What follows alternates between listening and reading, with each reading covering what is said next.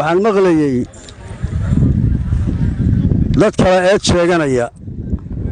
oo la leeyahay dhul bay naga qabsadeen reer hebel iyo muddo intaa leeg ha lagu baxo ha nooga guureen dadkaasi waa dad walaal ah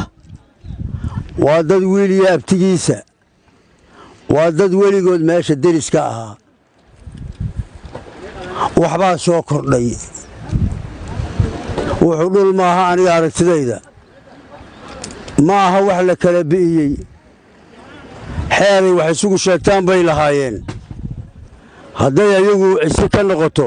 duubo bay leeyihiin ay talada u celiyaan islaan kale wax u sheegaanoo yidhaahdaan brobleemkaanaa jira ayagaa isxalli jiray ma aha meel kale lafa abaysa meel kale maxaa la yidhi haa wax kalaa ka dhex shanqaraya waan kaftamayaae soomaali muu ahay ninkaasi yaa gabdhaha soomaaliyeed inay dacwo ii qabsadaan ma rabo nin baa socdaalay xoogaa gabadha uuna waxbuu ku tuhmayey inay gogoldhaaf iyo wuxuunbuu ku tuhmayey markaasuu yidhi timahan halkana ha xiirin buu yidhi inta aan maqana sidooda ha ahaadeen wuu safray mudduu maqnaa maalintii dambuu yimid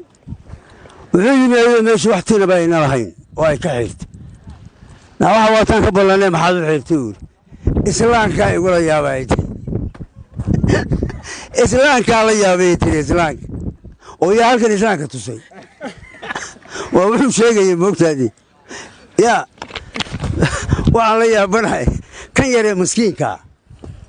maskiinka siyaasadda madhalayska ah ee qaybiya xukunka ah ee naf laga dayayo in la yidhaha ree hebel ku duula iyo ree hebel dila miyayna ahayn islaamkaa igula yaabaya war siyaasadii saa ma aha siyaasadii waa maxaa suuragala haddaad madax tahay haddii shacab kaa cawdo cabashada waa loo dheganuglaadaa siyaasadda waa loo xariiftamaa siyaasadda farsamay leedahay hab wadiiqooyin bay leedaha la maro ee dad shacab oo masaakiinoo weli abtigiisa in laysku dilo macna kuma timaado iyo isbaaro midna macna kuma timaado caqli kalaha lala yimaadaan leenna